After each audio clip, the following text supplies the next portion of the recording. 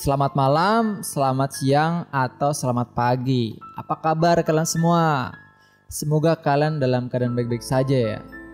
Kalian sekarang ditemenin oleh gue Dito dari channel Mahasiswa Siluman. Yang segmen kali ini kita datangi narasumber langsung. Dan narasumbernya ada di sebelah saya, yaitu host Mahasiswa Siluman sendiri, yaitu Mas Ipul. Nah, si Ipul ini punya cerita tentang pendakiannya ke Gunung Lawu, tapi dia gagal muncak dan banyak mengalami kejadian-kejadian aneh. Ngomong-ngomong nih bro, coba ceritain sedikit aja bro. Ceritanya itu gimana sih pas di Gunung Lawu itu? Ya, jadi waktu itu kan gue naki bareng 5 orang temenku tuh, ganjil lah ibaratnya. Nah pas gue naki lewat Gunung Lawu itu tepatnya lewat Candi Ceto.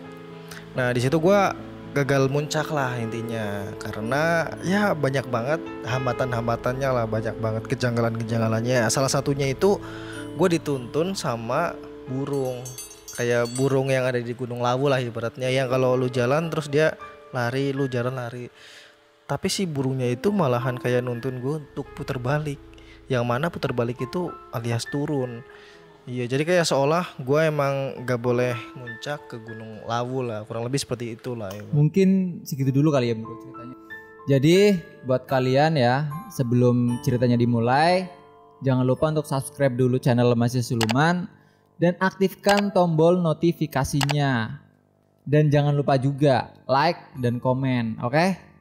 Jadi sebelum ke cerita, pasang earphone-mu, siapkan tempat dan posisi yang nyaman, dan selamat mendengarkan.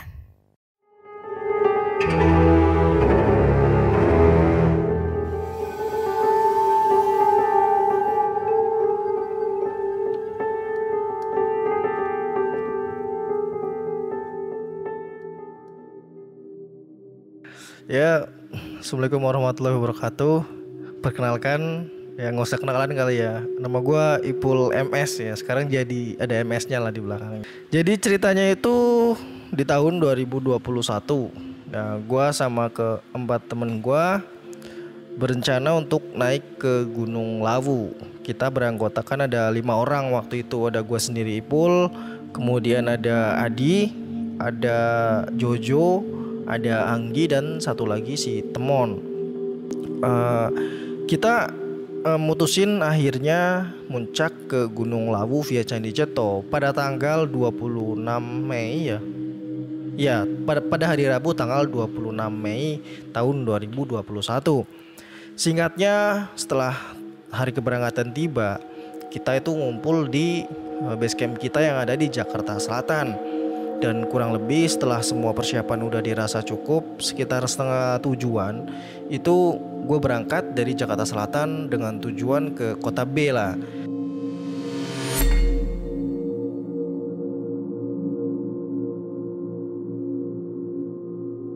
Jadi rencana itu gue bakalan mampir dulu ke rumah si Temon yang ada di kota B ini, sebelum nantinya gue naik ke Gunung Lawu via Candi Ceto. Akhirnya gue jalan lah di situ. Gue jalan. Pas sampai Bekasi kurang lebih setengah jam. Si Temon ini mukanya agak sedikit aneh cuy. Jadi dia itu apa ya, kayak kebingungan gitu lah. Dan ternyata pas ditanya, gue kan nanya kan, Mon, lu kenapa Mon? Pas dia jawab, tendanya ketinggalan coy. Iya, dan itu kan tenda gitu ya. Udah nyampe Bekasi, tendanya ketinggalan. Ya karena yang ketinggalan tenda, ya akhirnya gue mutusin buat putar balik lah. Itu udah awal-awal tuh, ibaratnya awal-awal aja udah ketinggalan lah ibaratnya yang namanya tenda. Kemudian kita lanjut jalan lagi ya, dan ibaratnya kita ya perjalanan menggunakan mobilnya Temon. Tapi sebelum kita nyampe ke kota B, kita mampir dulu ke Semarang, tepatnya di stasiun Poncol untuk jemput salah satu teman kita, yaitu si Adi, karena dia emang nunggu di stasiun Poncol. Nah setelah kita ketemu si Adi, kita jemput dia, kemudian kita mampir dulu sebentar di Lawang Sewu. Ya biasalah, kita makan-makan, kita foto-foto, kita ya menikmati suasana di Lawang Sewu tersebut. Setelah kita di Lawang Sewu, kemudian kita lanjut jalan lagi untuk menuju ke kota B. Dan kurang lebih sekitar jam 12 malaman waktu itu kita udah sampai di Kota B. Dan di Kota B itu sebelum sampai ke rumahnya si Temon, kita mampir dulu ke angkringan ya. Namanya angkringan Kota B lah. Nah, di angkringan itu murah-murah banget cuy. Jadi gue di situ itu jajan kayak nasi pecel, terus satenya 3, gorengan 2, sama walang 1, sama minum. Itu berapa coba? Berapa emang? 11.000. 11.000. Iya, jadi murah banget itu loh. Ya mungkin kalau kalian yang ibaratnya orang-orang Jawa Timuran, Jawa Tengah. Oh iya. Ya kalian mungkin kalau mampir ke Kota B ini yang nanti akan aku kasih tahu kotanya apa, kalian wajib banget cobain angkringan di Pasar B itu. Kemudian kita lanjut jalan lagi dan sampailah kita di rumahnya si Temon itu. Dan kita istirahat, kita ya ngisi tenaga dan akhirnya kita tertidur lah di situ.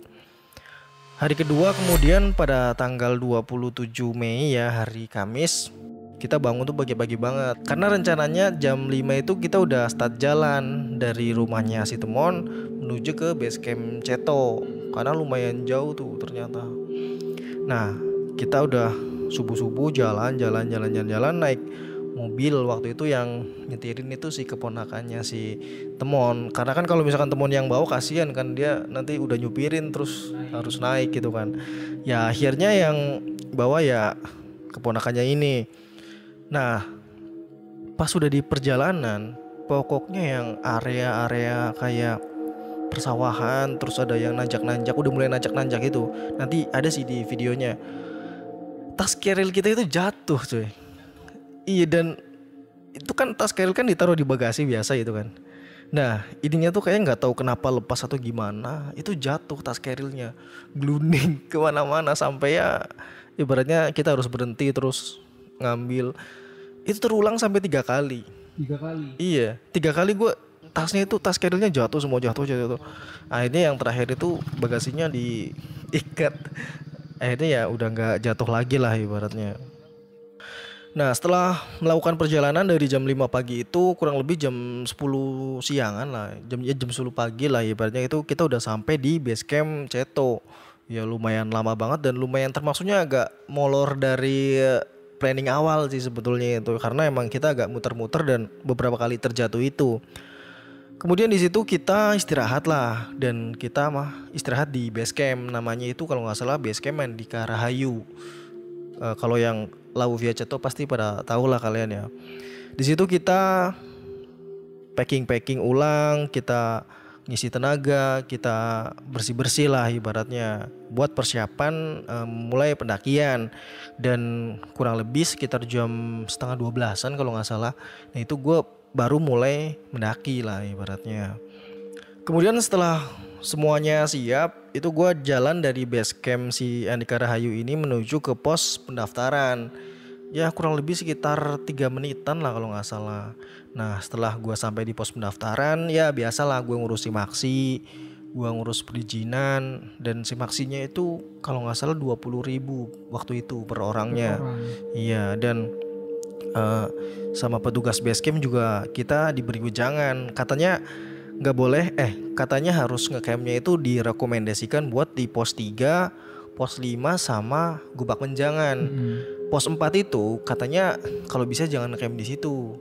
Kenapa? Karena katanya sih treknya yang nggak bagus, dan ibaratnya ya mungkin orang base camp pasti lebih tahu lah ibaratnya. Karena lahannya juga agak sempit, kecil.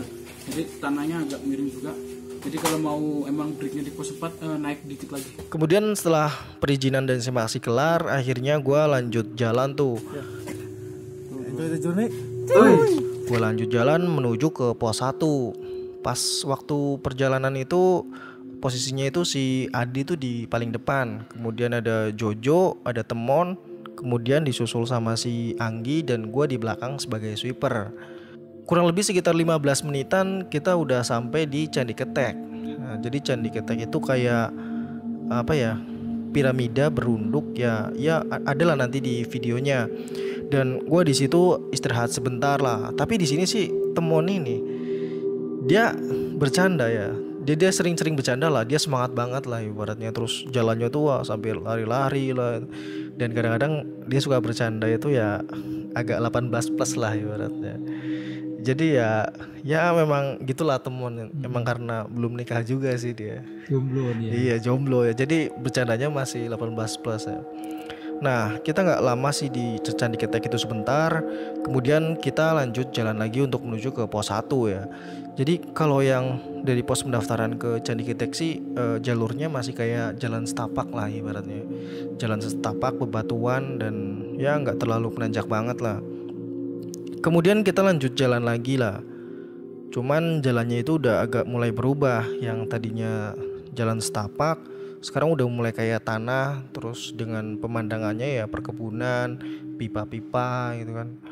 Dan di sini jalannya udah agak mulai menanjak lagi ya. Dan sebelum nyampe pos 1, kita itu ketemu sama namanya Pak Jayadi. Nanti ada videonya. Jadi Pak Jayadi ini sedang kayak merenovasi warungnya lah ibaratnya, sedang benerin warung. Di situ kita ngobrol-ngobrol. Pokoknya ngalur ngidul lah ya, sampai si Pak Jayadi ini cerita tentang mitos atau nggak tahu ya, mungkin kepercayaan masyarakat sekitar tentang kisah moksanya Prabu Brawijaya di Gunung Lawu. Iya, jadi Pak Jayadi ya cerita banyak lah, panjang lebar lah. Moksanya di Blitar. Kenapa bilang moksa? Kan bawa peti ini kan kosa. Yang dimakamkan lah namung peti. Peti sama peti sama Yang di Blitar itu. Iya, Tidak ada jasad. enggak ada. Betul. Itu Pak An. Kemudian setelah nggak lama dari Pak Jayadi itu kita juga mampir sebentar di Patirtan Saptoresi. Apa itu? Patirtan itu kayak apa ya, pancuran gitu loh. Kalau Sabto kan kayak 7 kan, jadi kayak ada 7 pancuran, terus ada 1 kolamnya lah ibaratnya. Nah di situ kita cuci muka, bersih-bersih lah, karena emang kata Pak Jayadi juga kita disarankan sebelum daki itu ya bersih-bersih di situ dulu lah ibaratnya. Akhirnya setelah itu kita lanjut jalan lagi. Kita jalan-jalan. Ya perjalanan di awal sih gak terlalu ada yang masalah berarti lah ya ibaratnya. Hingga kurang lebih sekitar jam 1:30 kalau gak salah, itu gue udah sampai di pos 1 Bah Branti namanya. Di ketinggiannya itu kurang lebih 1700 mdpl lah ibaratnya. Nah di pos 1 itu gue ngeliat banyak banget sampah cuy. Sampah. Termasuk sampah yang bikin gue rada ngenes sebetulnya ya. Di situ ada sampah pembalut dan ada darahnya ibaratnya, tapi udah kecampur sama sampah lainnya lah ibaratnya. Dan di situ gue sebenarnya perasaannya udah mulai gak enak ya, tapi nggak apa-apa lah ibaratnya. Di situ gue istirahat sekitar ya 15 menitan lah. Setelah itu kita lanjut jalan lagi untuk menuju ke pos 2.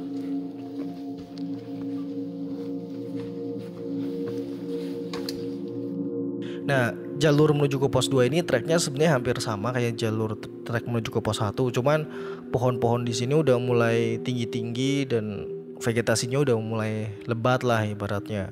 Dan di sini kembali saking semangatnya ya, jadi si Temon ini seringkali bercanda-bercanda, teriak-teriak, bahkan nyanyi-nyanyi. Dan sebetulnya itu hal wajar sebetulnya kalau misalkan di tempat umum atau kayak biasa lah. Cuman kan ini di gunung gitu kan, sebenarnya udah diperingatin sih sama si Adi, tapi dia tetap nggak apa-apa. Akhirnya kita lanjut jalan, berjalan kurang lebih 1,5 jam. Akhirnya kita udah sampai di pos 2 Brakseng namanya. Dan di situ itu pos 2-nya ada kayak tanah lapang gitu, tapi pohonnya itu gede-gede banget coy. Nah itu posisinya kita ada di depan pohon lah ibaratnya yang sangat tinggi. Tapi gue juga bingung sih itu kenapa pohonnya itu dibungkus pakai kain putih kayak gitu loh. Kain putih. Iya, dan gue nggak tahu sih itu fungsinya apa. Mungkin kalau yang tahu bisa komen ya buat tambahan informasi juga kan. Di situ kita istirahat kurang lebih sekitar 20 menitan. Udah lumayan capek sih, cuman ya kita masih kuat lah waktu itu. Terus setelah istirahat 20 menitan kita ngobrol, kita ngisi perut kita. Setelah itu kita lanjut jalan lagi untuk menuju ke pos 3. Nah keanehannya itu di perjalanan menuju pos 2 dan pos 3 ini cuy,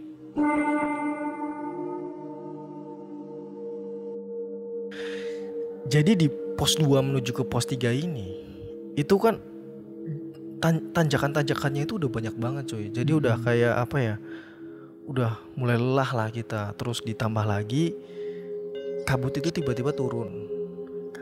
Pokoknya udah dingin banget lah waktu itu. Nah, gue kan yang ada di belakang ya. Gue lihat si Anggi ini jalannya udah lama-lama makin pelan. Si Anggi ini. Iya, si Anggi makin pelan. Pas gue tanya, Gi, lu kenapa? Gak apa-apa katanya. Dia masih jalan lagi. Tapi gue lihat banget langkahnya itu udah beda coy. Pokoknya dia itu sepanjang dari pos 2 ke pos 3 ini tetap diem gitu loh. Tetap diem terus. Dan gue lihat matanya tuh kayak ini coy, kayak kabur gitu loh pandangannya loh. Kosong gitu. Iya benar kosong. Kayak kosong gitulah ibaratnya. Ya tapi gue sih nggak tahu dengan kondisi Anggi yang seperti apa ya. Jadi ya, tapi dia selalu nyuruh gue untuk udah lu duluan aja gitu. Ya tapi gue nggak tega sih kalau ibaratnya harus ninggalin si Anggi ini kan. Sedangkan si Temon dan lain-lainnya itu udah jalan agak lumayan depan ibaratnya. Nah di pos 2 menuju ke pos 3 ini banyak banget suara-suara aneh coy. Jadi kayak pasti lu tau lah kalau misalkan daki Gunung Lawu via Candi Ceto kan. Jadi suara khasnya si Gunung Lawu yang beda-beda banget dengan suara-suara yang ada di gunung-gunung lain gitu. Dan itu buat kami yang baru pertama kali ke situ itu lumayan agak ini sih, agak merinding lah ya beratnya waktu itu. Ditambah lagi ada nih keanehan yang tadi udah gue bilang cerita di awal. Jadi pas itu gue ketemu atau ngeliat burung di jalur yang kalau lu jalan itu burungnya lari, tapi kalau lu berhenti dia berhenti. Terus kalau lu jalan lagi burungnya jalan lagi. Itu nuntun apa gimana ya? Nah itu kayak nuntun kita semua. Nah tapi anehnya lagi kan kalau di jalur itu ada yang kayak percabangan gitu kan. Yang kalau misalkan turun itu lewat sana atau kiri atau kanan itu ketemunya tetap sama kan.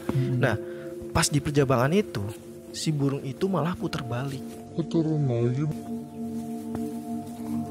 Jadi kayak nuntun kita, tapi pas di percabangannya dia putar balik. Gua jujur waktu itu agak sedikit pikiran yang aneh-aneh lah ibaratnya. Ini kok kenapa burungnya turun ibaratnya. Di situ gua sama Anggi sama Adi sih yang mulai yang ngeh sama burung itu. Kalau si Temon sama si Jojo ini mereka lumayan skeptis dengan hal itu. Jadi ya tetap hajar aja lah ibaratnya. Kemudian setelah gua ketemu dengan burung itu dan burung itu malah turun, nah akhirnya gua yaudahlah pikiran positif aja kan. Nah gua sama teman-teman gua tetap naik menuju ke pos 3. Nah di sini ada satu keanehan lagi coy sebelum sampai ke pos 3 itu. Apa itu? Jadi si Temon ini ketemu sama pendaki yang dari atas. Kan kadang-kadang suka nyapa kan. Iya. Nah pendakinya itu cewek. Oh, Nah si Temon ini modusin ibaratnya, Mbak dari mana? Kita youtuber gitu. Nah mbaknya jawab dari Purbalingga katanya. Nah si Temon gombalin lagi, namanya siapa mbak? Ternyata namanya Slamet coy. Si ceweknya itu. Kok Slamet namanya? Ada nanti di videonya. Nanti Namanya siapa mbak? Slamet. Oh selamat ya. Nanti ada di YouTube ya mak. Ya mungkin itu intermezzo aja sih ya. Si Temon emang ya modusin ke cewek, tapi apesnya namanya Slamet lah ibarat. Ya setelah itu sih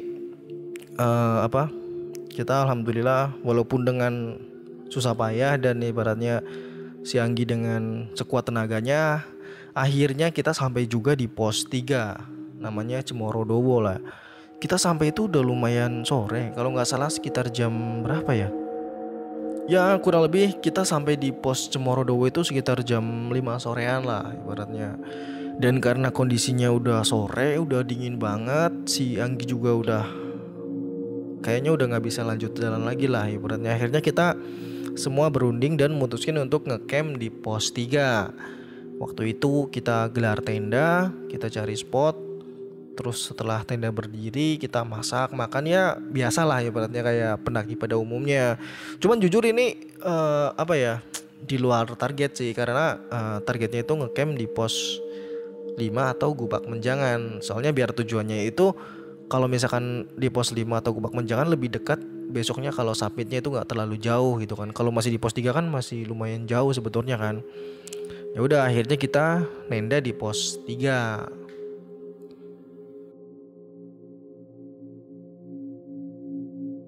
Nah, kemudian setelah kita istirahat dan kita makan-makan, pada malamnya ini kita agak sedikit debat sebetulnya. Debatnya itu ya intinya ada saling beda pendapat lah, yang intinya mengerucut pada 3 opsi.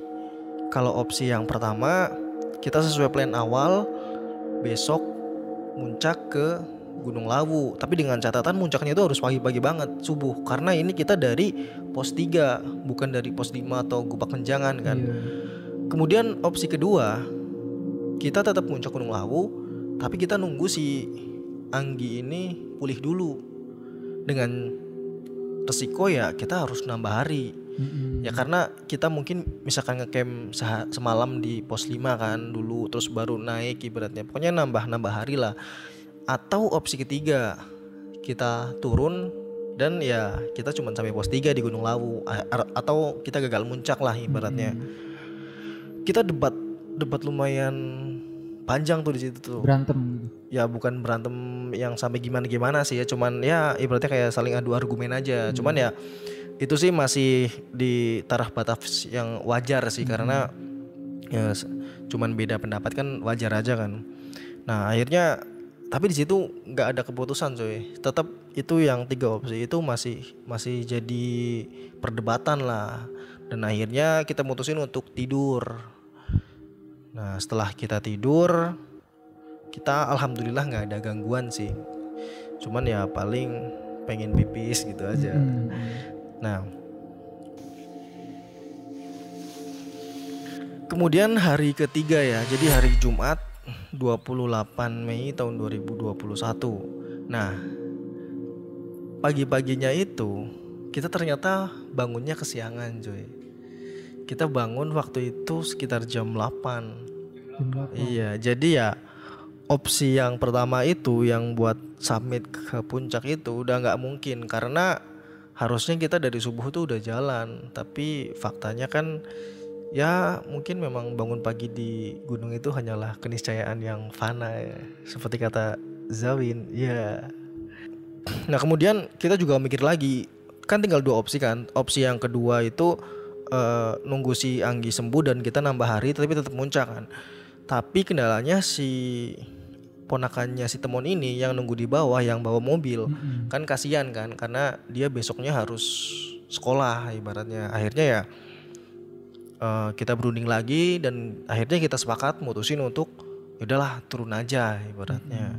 Gagal muncak gitu. Iya, intinya gagal muncak lah ibaratnya. Akhirnya kita sarapan pagi, kita beres-beresin tenda, dan kurang lebih sekitar jam 10 pagi kita siap-siap untuk perjalanan ke turun lagi ibaratnya. Perjalanan turun dari pos 3 ke pos 2 sih nggak ada gangguan yang berarti ya, dan sekitar jam setengah 12-an kita udah sampai di pos 2 Berakseng. Dan di situ kita istirahat sebentar aja sih ya, paling cuma 15 menitan, dan kemudian kita lanjut jalan lagi untuk turun menuju ke pos 1. Di perjalanan sebelum ke pos 1 itu gue sempat mampir dulu di sebuah warung lah, dan di situ gue ketemu dengan bocil-bocil yang emang warlock lah, warga lokal situ, yang mereka itu masih apa ya, polos banget cuy. Mereka nggak tahu yang namanya FF sama ML. Ya di zaman sekarang kan nggak tahu kayak gitu kan. Iya, tapi mereka aktif-aktif cuy. Jadi mereka kadang-kadang itu naik ke atas terus berenang di yang sendang Patirtan itu, Saptoresi itu, Patirtan Saptoresi yang tadi 7. Iya. Nah suka berenang di situ terus turun, walaupun nakalnya mereka itu nggak izin ke orang tuanya. Cuman ya di situ kan masih ada banyak warung, jadi karena warga lokal di situ sih pasti tahu, jadi biasanya suka mampir, suka diberiin jajanan lah ibaratnya.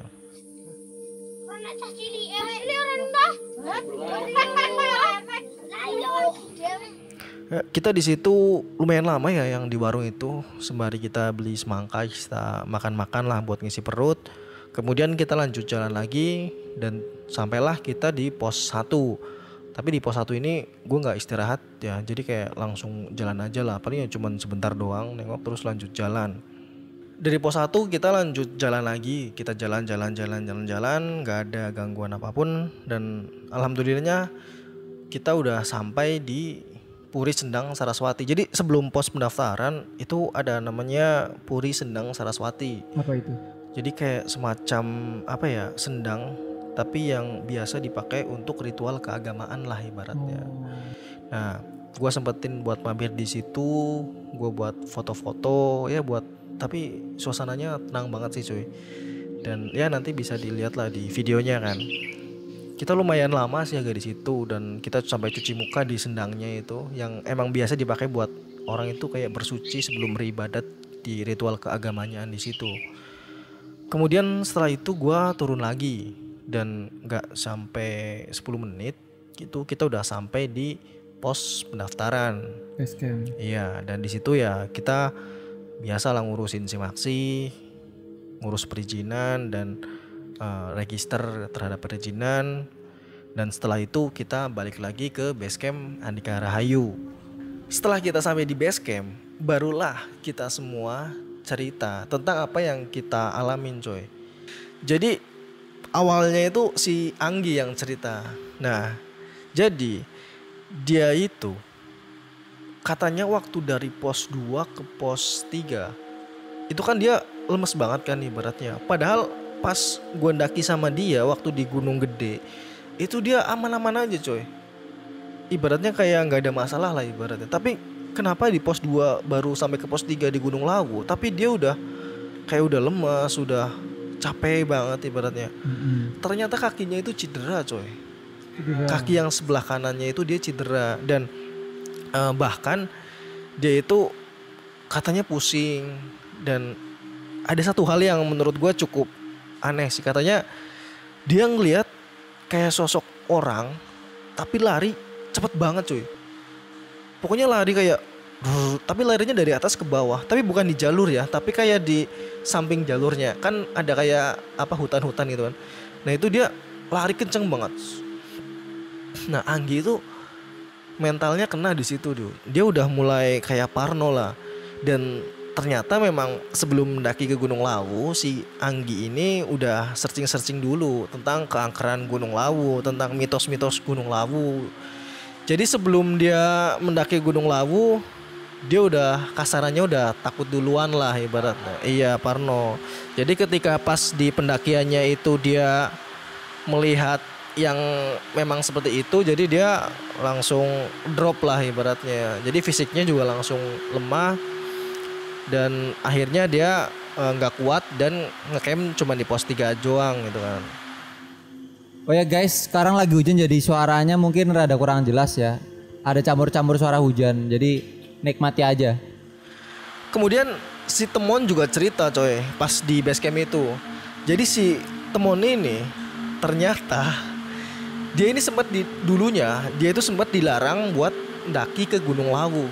Kenapa deh? Kenapa dilarang? Karena si Temon ini berasal dari Cepu.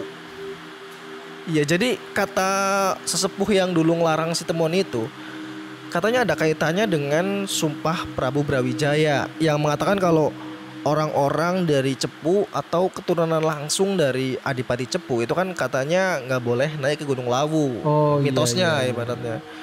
Nah, tapi si Temon ini dia apa ya, tetap kekeh lah. Pokoknya wah gue mah berangkat aja lah ibaratnya. Pokoknya dia tetap nggak peduli dan dia tetap ibaratnya ngelanjutin buat pendakiannya. Dia bilang ke kalian atau enggak? Gue tahu dari Cepunya, tapi gue nggak tahu kalau dia dilarangnya. Kita nggak tahu lah ibaratnya kalau dia dilarangnya itu nggak tahu. Tapi kalau di asalnya dari mana kita tahu. Ya, jadi dan ada hubungannya atau tidak ya sebenarnya kita nggak tahu lah ya ibaratnya kan itu kan mitos atau cerita masyarakat yang ada di sana kan. Dan kebetulan si Temon ini memang pas pendakiannya juga saking semangatnya mungkin ya, jadi dia bercandanya itu sebetulnya wajar. bercanda tentang 18 plus itu wajar. Cuman memang tempatnya aja yang emang mungkin kurang pas gitu. Iya, benar. Kemudian si Jojo ini kan orangnya lumayan skeptis ya. Jadi dia sebenarnya perannya nggak terlalu banyak di sini karena emang dia tidak terlalu mementingkan hal-hal yang seperti itulah ibaratnya. Nah, ya kita ngobrol-ngobrol di situ lah ibaratnya jadi satu pembelajaran lah buat kita dan akhirnya kita packing dan kita lanjut lagi buat pulang ke rumahnya Temon karena kan barang-barangnya kita masih ada yang di rumahnya Temon kan ibaratnya. Kurang lebih sekitar habis maghrib kalau nggak salah. Habis maghrib itu kita jalan dari base camp Ceto menuju ke rumahnya Temon. Kita jalan turun. Nah si ponakannya kita kan udah capek ya, otomatis kita kan tidur. Nah si ponakannya Temon ini dia pakai maps karena dia kan nggak hafal jalan kan. Iya. Dan anehnya gue nggak tahu ya ada di daerah mana gitu ya. Mungkin sekitaran sebelum Purwodadi lah kalau nggak salah. Itu mobilnya itu malah disasarin ke jalan kayak jalan biasa, kayak mungkin jalan terobosan gitu deh. Tapi jalannya itu rusak banget coy. Pokoknya kiri kanannya itu masih sawah, terus ada hutan gitu tuh. Dan kita itu cukup lama di situ. Pokoknya muter-muter tuh hampir 1 jam lah kayaknya di jalur itu nggak ketemu jalan. Baru sekitar cuman waktu itu gue tertidur lah ibaratnya karena gue kan capek juga kan. Nah cuman gue nggak tahu kenapa pas bangun-bangun, nah tahu-tahu udah di jalan raya ibaratnya. Nah kita jalan-jalan dan kurang lebih sekitar malam kayaknya ya. Malam sekitar jam 10-an kita itu udah sampai di rumahnya Temon lagi. Ya alhamdulillah sih kita udah sampai di situ dengan selamat lah ibaratnya. Kemudian kita tidur dulu tuh di rumahnya si Temon kan. Dan besok siangnya kita balik ke Jakarta lagi menggunakan bis yang double deck. Itu yang tingkat. iya enak banget coy. Dan kita bisa tidur nyenyak lah pokoknya kalau di bis double deck. Apalagi kayak kalau yang di apa tuh kata temenku sleeping bus itu ya. Sleeper itu. Oh iya. Enak sih, gue baru pertama kali sih naik yang itu tuh. Mahal. Nggak tahu ya, mungkin kalau buat gua pribadi sih ya mahal. Cuman kalau buat yang punya sih ya biasa aja ya. Ya tapi seperti itulah ya kurang lebih pengalaman gua waktu gagal muncak di Gunung Lawu. Cuman gue masih bersyukur gue bisa pulang dengan selamat ibaratnya. Ya kurang lebih seperti itu ya pengalaman singkat pribadi gue dan kawan-kawan ketika gagal muncak di Gunung Lawu karena banyak banget hambatan-hambatannya lah. Dari mulai apa tadi tendanya ketinggalan, terus kerilnya jatuh, terus si Angginya cedera sampai dia lemas banget, terus dituntun buat suruh putar balik. Ya pokoknya banyak banget lah hambatannya. Tapi ada pelajaran sih yang bisa gue dan kawan-kawan dapat ya. Yang pertama mungkin kalau ini opini gue pribadi ya ibaratnya, kita jangan juga terlalu takut ya dengan tempat-tempat yang emang dibilang angker gitu. Percaya boleh tapi takut jangan ibaratnya. Kita tetap harus ibaratnya kayak berdoa dan sopan dimanapun kita berada. Dan yang kedua, terlalu sompral juga jangan juga, terlalu skeptis, terlalu mengabaikan kearifan lokal juga jangan juga. Jadi ya kita tetap harus menghormati apa yang emang menjadi lokal wisdom di daerah itulah ibaratnya. Dan yang ketiga, jangan maksain ke puncak lah. Kan kadang-kadang kalau pendakian kita itu bukan pendakian kita, kebanyakan pendaki kan mikirnya wah gue udah sayang-sayang nih, gue udah keluar duit banyak, masa gak nyampe ke puncak gitu kan. Iya makanya, dan padahal kan setiap pendakian itu gak harus sampai ke puncak kan. Target boleh puncak tapi harus sampai ke puncak, nah itu yang jadi kadang-kadang masalah. Akhirnya mereka memaksakan, menghalalkan segala cara yang ujung-ujungnya kalau gak hilang ya tersesat, cedera, atau masih banyak lagi kan ibaratnya yang malah merugikan dia dan rombongannya gitu. Ya mungkin itu saja sih. Terus kalau pesan dari gua ya mungkin kadang perjalanan tidak sesuai dengan apa yang kita inginkan, tapi mungkin itu adalah yang terbaik. Lebih baik kita kehilangan puncak daripada kita harus kehilangan seorang sahabat. Setiap pendakian gak harus sampai ke puncak ya, karena setiap perjalanan adalah cerita. Jadi begitulah guys cerita dari Oskita Ipul waktu ke Gunung Lawu tahun 2021 yang gagal muncak. Jadi banyak sekali hambatan ya, dari awalnya yang tenda ketinggalan sampai yang pas di sasar pas di mobil itulah ya. Ya terima kasih ceritanya dari Osipul. Semoga aja ada hikmah dari cerita yang setelah diceritakan oleh Ipul.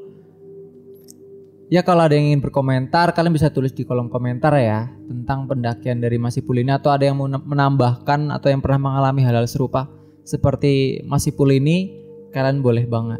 Dan apabila kalian punya cerita seram atau horor yang ingin kalian bagi, kalian bisa kirim cerita kalian ke email kita atau lewat sosmed, Instagram, Facebook dan lain-lain ya.